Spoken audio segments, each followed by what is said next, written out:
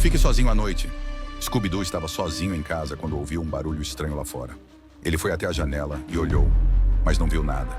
Ele deu de ombros e se virou para sair. Alguém bateu na janela. Seu coração disparou.